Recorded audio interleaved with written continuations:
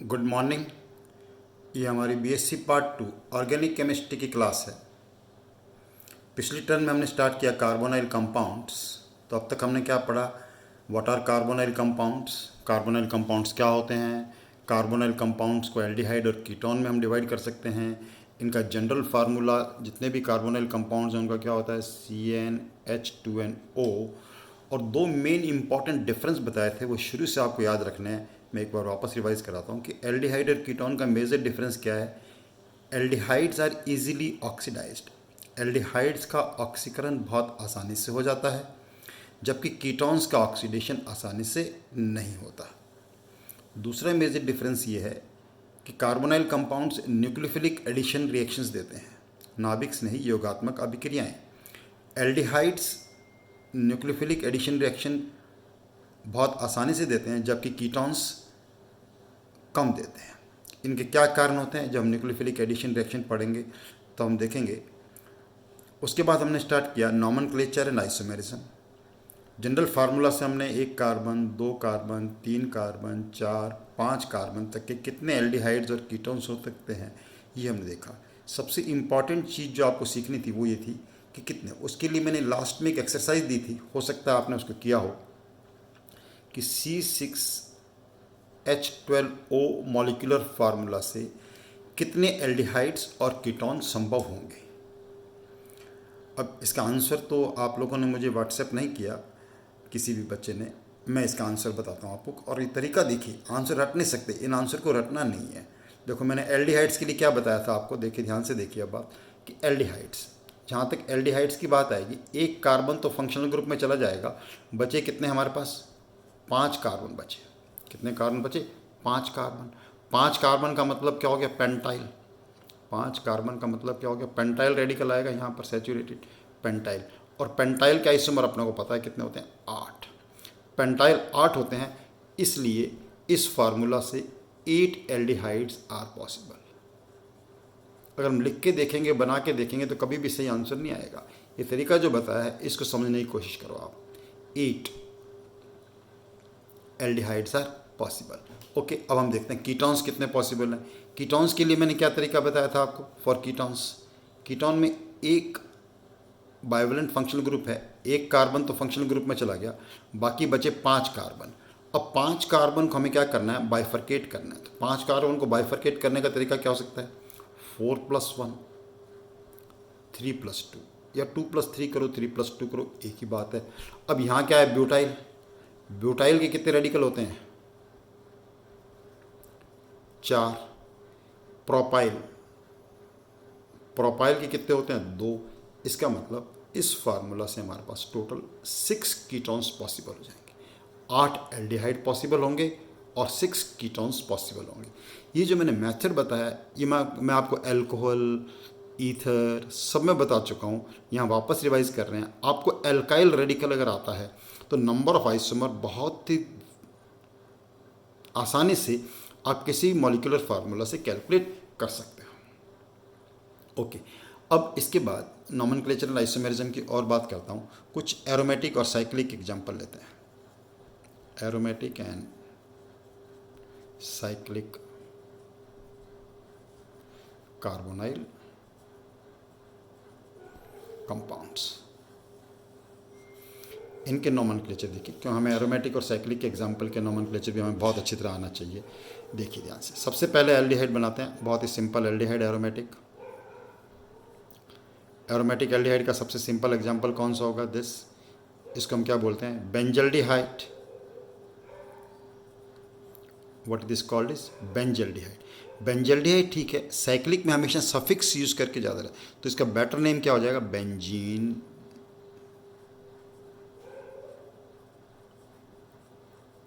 Carb aldehyde, benzene carb aldehyde. Okay, और example लेते हैं, कीटोन लें, तो सबसे सिंपल कीटोन जो एरोमेटिक बन सकता है वो कौन सा एग्जांपल होगा, देखिए यहाँ पर। अब कीटोन का नाम लिखने का तरीका मैंने बताया था आपको, कि 2 एल्काइल ग्रुप जो हैं, उन दोनों एल्काइल ग्रुप को अल्फ़ाबेटिकल ऑर्डर में लिखिए। एक ग्रुप कौन सा है, मिथाइल ग्रुप है, और एक कौन सा है, फिनाइल ग्रुप है। तो मिथाइल फिनाइल, तो पहले क्या लिख देंगे हम, मिथाइल, फिर फिनाइल कीटोन, तो नाम क्या बन जाएगा इसका, मिथाइल फिनाइल कीटोन। लेकिन हम इस कंपाउंड को किस नाम से जाते हैं? ये एसीटो ग्रुप है, इसलिए इसको क्या बोलते हैं? एसीटोफिनॉन।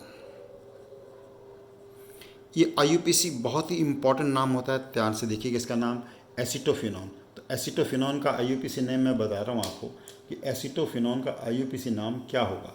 चलो आप ट्राई कर सकते हैं, क्या मुझे बता सकते हैं एसीटोफिनॉन का आईयूपीसी नाम क्या होगा?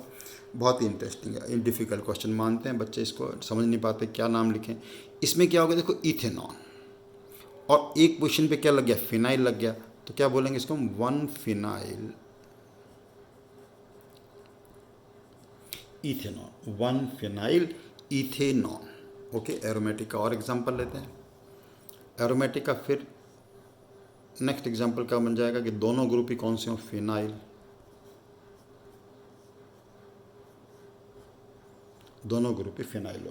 तो दोनों ग्रुप फिनाइल को हम क्या बोलेंगे? हम दोनों diphenyl, diphenyl ketone. Okay, common name क्या होगा इसका? Diphenyl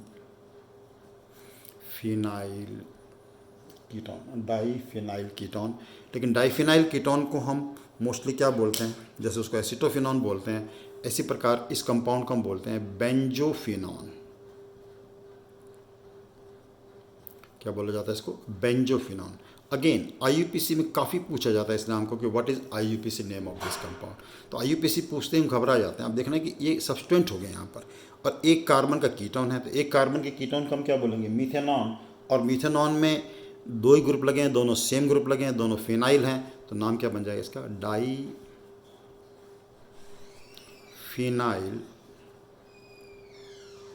मीथेनॉन, di phenyl methanone. Okay, di phenyl methanone. ये तो मोस्ट कॉमन एग्जाम्पल हो गए इसके, किसके?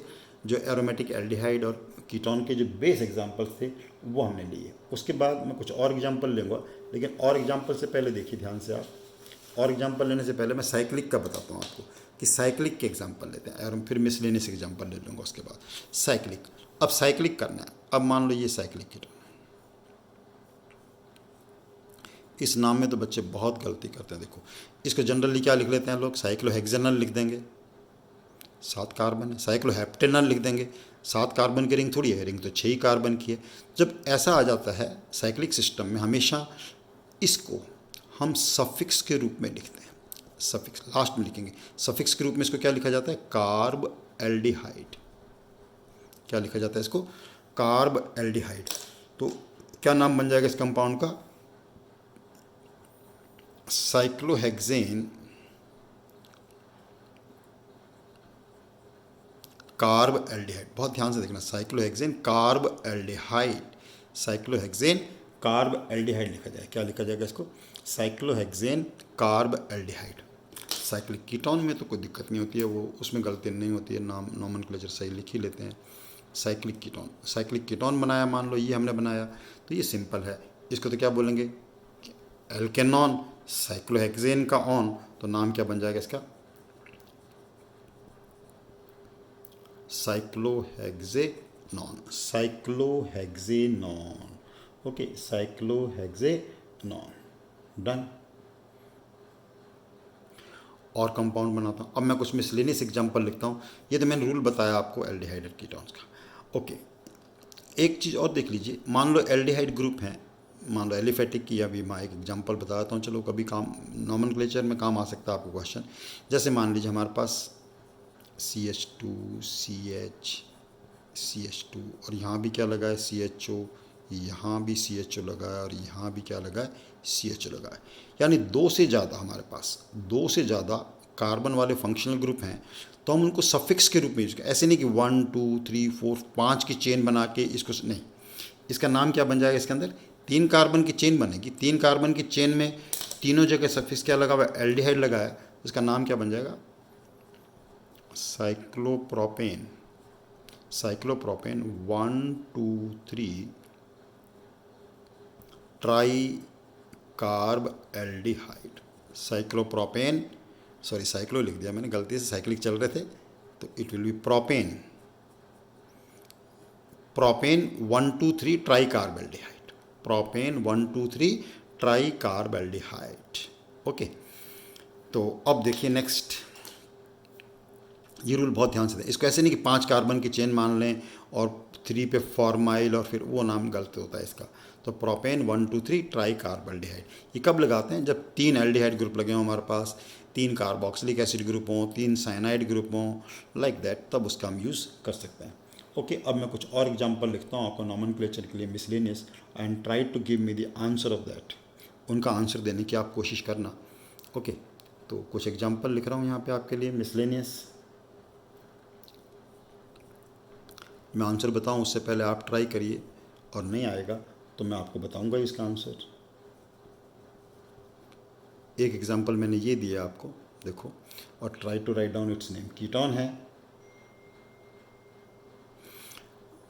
It's a ketone, try to write down the name of this ketone. Okay, next example देते हैं आपको, जैसे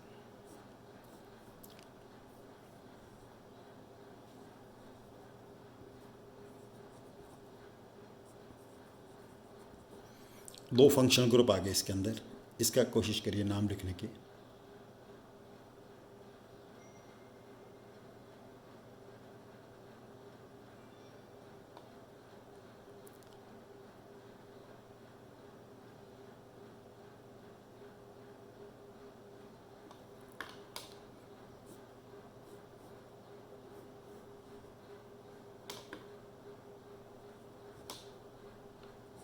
नॉमेनक्लेचर जब आप ऑर्गेनिक केमिस्ट्री पढ़ रहे हैं तो बहुत अच्छी तरह आपको आना चाहिए।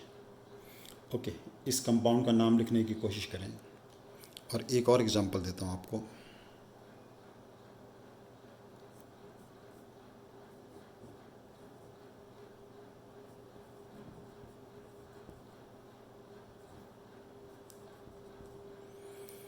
ये 3 एग्जांपल मैंने दिए हैं, और इन तीनों का IUPAC नाम मैंने आपसे क्वेश्चन में पूछा है। ठीक है, अब देखो ये कीटोन है, ये तो इथाइल साइक्लोहेक्साइल और कीटोन बन जाएगा नाम, लेकिन मैंने पूछा आपसे IUPAC नेम, तो IUPAC नेम में इसका नाम क्या होगा? देखो प्रोपेनॉन है, और प्रोपेनॉन में ग्रुप कौन सा लगा हुआ? ये वाला पूरा ग्रुप हो जाएगा। इस ग्रुप को हम क्या बोलेंगे? साइक्लोहेक्साइल। तो नाम क्या बन जाएगा इसका? Cyclohexyl propanone, cyclohexyl propanone. अब देखो ये वाला कंपाउंड देखिए, इस कंपाउंड में अब ऐसा नहीं कि इसको एल्डिहाइड के रूप में लिख दें, मैंने एल्डिहाइड चल रहा है, तो मेजर ग्रुप इसके अंदर ये है, तो इसका नाम क्या होगा? Benzoic acid. What is the name of this compound? Benzoic acid. Better होगा benzene carboxylic acid. Benzoic acid की पोजीशन नंबर 2 पे क्या लगा? फॉर्माइल। पोजीशन नंबर 2 पे क्या लगा? फॉर्माइल। तो will call it 2 formyl benzoic acid. हालांकि सब्सटेंट के रूप में हम इसको फॉर्माइल लिख सकते हैं IUPAC नेम में, वैसे इस फॉर्माइल का अगर IUPAC नाम ही लिखना हो तो हम क्या बोलेंगे इसको? 2 मिथेनॉयल। फिर क्या लिखेंगे इसको? 2 मिथेनॉयल। ये भी ठीक है, लेकिन फॉर्माइल ही ज़्यादा बेटर रहता है इसके लिए। 2 मिथेनॉयल बेंजोइक एसिड, 2 मिथेनॉयल बेंजोइक एसिड। अब जैसे ये देखिए, ये कौन सा कंपाउंड है? एस्टर है जी। अब एस्टर का नाम हमें लिखना है। एस्टर के नाम लिखने में बहुत दिक्कत आती है बच्चों। मेजर फंक्शनल ग्रुप एस्टर हो गया, तो ये हो गया सब्सटेंट हमारा। एस्टर का नाम लिखने का तरीका क्या होता है? एस्टर का नाम लिखना नहीं आता है तो मैं आपके ग्रुप में एक एस्टर के नाम के लिए एक वीडियो बना रखा है अलग से मैंने, नॉमेनक्लेचर ऑफ एस्टर, वो डाल दूंगा, तो उससे जरूर देखिए। एस्टर का नाम लिखने में मैंने नॉर्मली नोट किया है कि एस्टर्स का नाम लिखने में बच्चों को प्रॉब्लम आती है, तो वो नहीं आनी चाहिए। सबसे पहले वो ग्रुप लिखते हैं जो ऑक्सीजन जुड़ा हुआ है, तो ऑक्सीजन से ग्रुप कौन सा जुड़ा हुआ है? इथाइल। अब बाकी जो बचा हुआ एसिड है उसका नाम लिखना है, एक एसिड हटा के हम 8 लगा देंगे, तो इथाइल लिखा। अब इस एसिड का नाम क्या होगा बचे हुए का? 1 2 2 पोजीशन पे क्या लगा? Formyl, 2 formyl benzoic acid. Benzo, एक एसिड का क्या लगाना होता है? 8। ये लिख लो, ethyl 2 formyl benzoate, ethyl 2 formyl benzoate, ethyl 2 formyl benzoate. Okay, ये आपका नाम है। अब देखो ये वाला नाम देखिए, अब इस नाम, अब इसमें ये 3 कार्बन की चेन बनी हमारे पास। कितने कार्बन की चेन बनी? 3 कार्बन चेन। 3 कार्बन चेन है, 1 2 3, यानी प्रोपेन डायल है। कौन सा कंपाउंड है? Propane 1,3 dial. लेकिन पोजीशन नंबर 2 पे क्या लग गया? फिनाइल लग गया, तो नाम क्या हो जाएगा इसका? 2 phenyl, 2 phenyl propane 1,3 dial, propane 1,3 dial.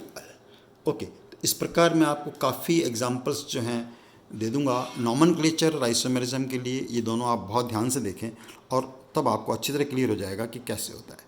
अब देखो, मेथड्स ऑफ प्रेपरेशन करने से पहले सबसे पहले मैं क्या बताऊंगा आपको, स्ट्रक्चर क्या होता है, कार्बोनाइल कंपाउंड का स्ट्रक्चर क्या होता है। स्ट्रक्चर के बाद हम देखेंगे वेरियस मेथड्स ऑफ प्रेपरेशन, फिर रिएक्शंस, फिजिकल प्रॉपर्टीज़।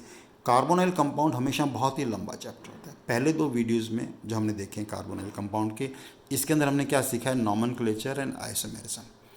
पर्टिकुलरली जो मैंने शुरू में आपको बताया है कि कितने आइसोमर पॉसिबल होंगे किसी कंपाउंड के, ये आप ज़रूर देखिए। और जो मैं एक्सरसाइज नॉमेनक्लेचर और आइसोमेरिज्म पे आपको दूं, उनको ज़रूर आप करिए practice. Okay, keep doing your work. Thank you very much.